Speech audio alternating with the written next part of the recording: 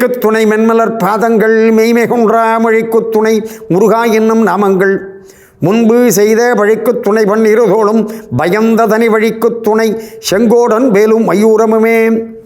அன்பிற்கினிய Sun TV நேயர்கள் அனைவருக்கும் வணக்கமும் நல்வாழ்த்துக்களும்.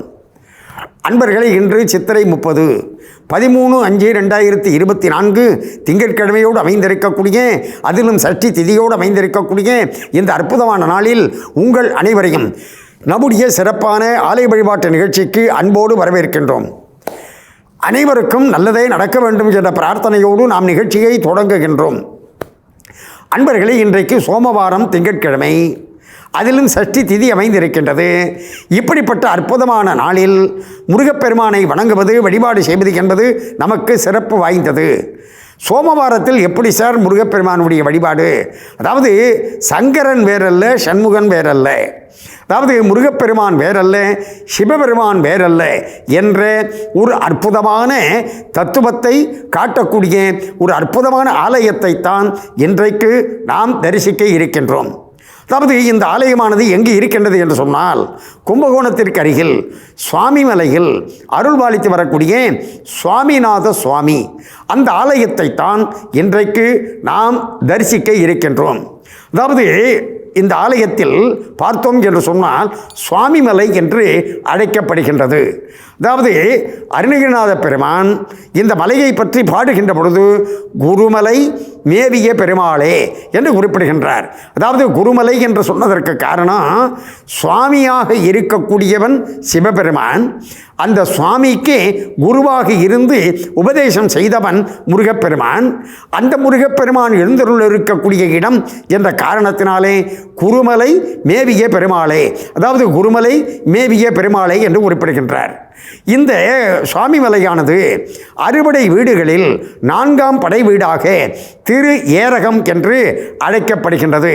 அகம் என்று சொன்னால் இடம் என்று பொருள், திரு ஏரகம் என்று சொன்னால் சிறப்பு வாய்ந்த இடம் என்று பொருள். எனவே ஒரு சிறப்பு வாய்ந்த இடமாக இந்த திரு ஏரகம், அதாவது சுவாமிமலையானது விளங்குகின்றது என்ற கருத்தின் அடிப்படையில் தான் அந்த சத்குரு அருணகிரிநாத பெருமானும் திரு ஏரகம் என்றும் குறிப்பிடுகின்றார். அதை போல நக்கீரரும் தன்னுடைய திருமுருகாற்று படையில் இந்த திருத்தலத்தை திரு ஏரகம் என்று குறிப்பிடுகின்றார். அப்படி சிறப்பு வாய்ந்த இந்த திருத்தலத்தில் சோமவாரத்தில் திங்கட்கிழமையில் தரிசிப்பது எப்படி பொருத்தமாகின்றது என்பதை நாம் அடுத்த பகுதியில் பார்ப்போம்.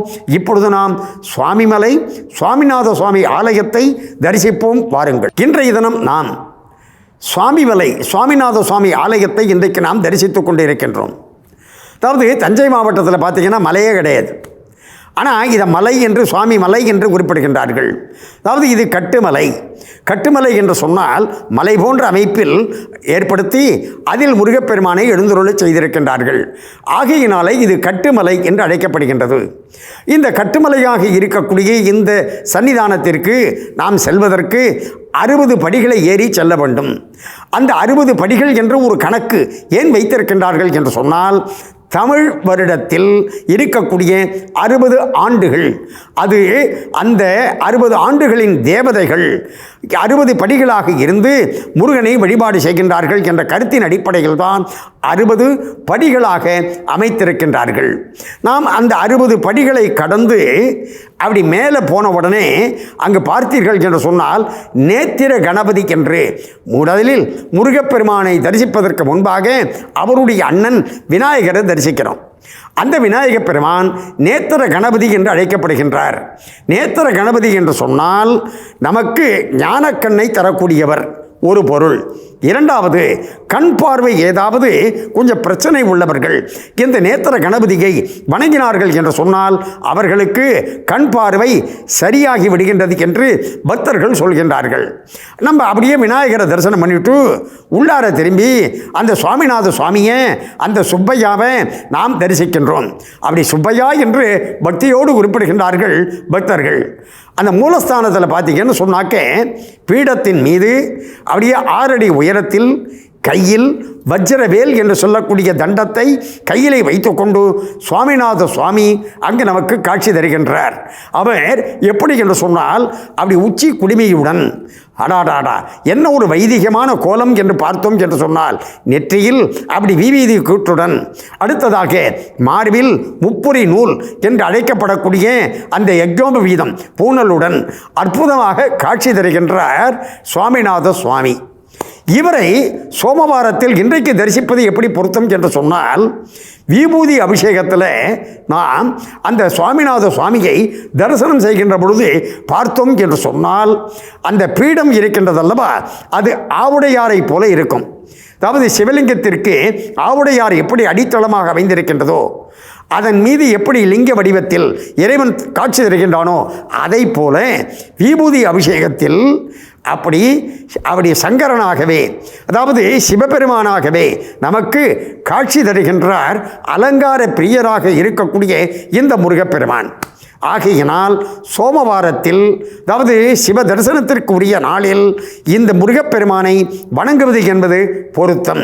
அதற்கடுத்ததாக சந்தனக்காப்பு அலங்காரத்தில் இந்த முருகப்பெருமானை நாம் தரிசிக்கின்ற பொழுது பார்த்தோம் என்று சொன்னால், அடாடா அப்படியே இளமை கோலத்தில் பால முருகனாக நமக்கு காட்சி தருகின்றார் இந்த முருகப்பெருமான். அப்படிப்பட்ட அற்புதம் நிகழ்ந்த சுவாமிமலை சுவாமிநாத சுவாமி ஆலயத்தை நாம் தொடர்ந்து தரிசிப்போம். வாருங்கள். இன்றைய தினம் நாம் சுவாமிமலையில் அருள்பாலித்து வரக்கூடிய சுவாமிநாத சுவாமி ஆலயத்தை இன்றைக்கு நாம் தரிசித்து கொண்டு இருக்கின்றோம். இந்த ஆலயத்தில் முருகப்பெருமான் அப்படி மூலஸ்தானத்தில் பார்த்தீங்கன்னு சொன்னாக்க அவர் கையில் வஜ்ர வேலுடன், அதுதான் தண்டமாகவே அமைந்திருக்கின்றது, சுவாமிநாதனாக அருள்பாலித்து வருகின்றார். அந்த வஜ்ர வேலை வைத்துத்தான் இங்கு தீர்த்தத்தை உருவாக்கினாராம் முருகப்பெருமான். ஆகையினால் அது வஜ்ர தீர்த்தம் என்று இன்றைக்கும் அழைக்கப்படுகின்றது. இந்த ஆலயத்தினுடைய ஸ்தல விருட்சம் என்ன என்று சொன்னால் நெல்லி மரம்.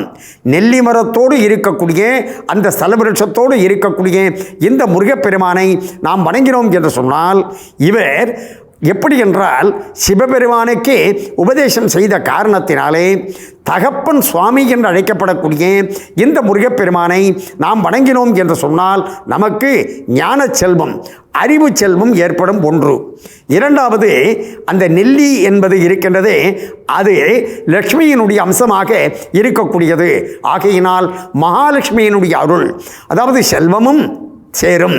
இந்த உலகியல் வாழ்க்கைக்கு தேவையாக இருக்கக்கூடிய அறிவு ஞான செல்வத்தையும், பொருளாதார வாழ்க்கைக்கு தேவையாக இருக்கக்கூடிய பொருள் செல்வத்தையும் அருளக்கூடிய அற்புத தெய்வமாக இந்த சுவாமிமலை சுவாமிநாத சுவாமி விளங்குகின்றார். அதற்கடுத்து அன்பர்களே, இந்த ஆலயத்தில் பார்த்தீங்கன்னு சொன்னாக்க அந்த முருகப்பெருமான் சன்னதிக்கு முன்பாக சாதாரணமாக எல்லா கோவிலையும் பார்த்தீங்கன்னா மயில் தான் இருக்கும். ஆனால் இங்கு மயிலுக்கு பதிலாக யானையானது இருக்கின்றது. அந்த யானை இருப்பதற்கு என்ன காரணம் என்று சொன்னால், இந்த முருகப்பெருமான் இந்திரனுடைய பகைவனாக இருக்கக்கூடிய ஒரு அசுரனை அழிப்பதற்கு, ஒழிப்பதற்கு இவர் அனுகிரகம் செய்தார், கருணை செய்தார். ஆகையினால் இந்திரன் தன்னுடைய நன்றி கடனாக யானையை, ஐராவதத்தை இங்கு அனுப்பி வைத்திருக்கின்றான் என்று இந்த ஆலயத்தினுடைய ஸ்தல வரலாறானது நமக்கு கூறுகின்றது. அடுத்ததாக அன்பர்களே, நாம் சுவாமிநாத சுவாமியை அப்படி மலைக்கு மேலே, அந்த கட்டுமலைக்கு மேலே இருக்கக்கூடிய முருகனை மட்டும் தரிசனம் பண்ணிவிட்டு வந்துடக்கூடாது. கீழே பார்த்தீங்கன்னு சொன்னாக்க மீனாட்சி சுந்தரேஸ்வரர் என்று இந்த முருகப்பெருமானுடைய தாய் தந்தை இருக்கின்றார்கள். அந்த மீனாட்சியையும் சுந்தரேச பெருமானையும் அவசியம் நாம் தரிசிக்க வேண்டும். அப்படி தரிசித்து முருகனையும் தரிசித்தோம் என்று சொன்னால்தான் நமக்கு நற்பலன்கள் தாராளமாக கிடைக்கும்.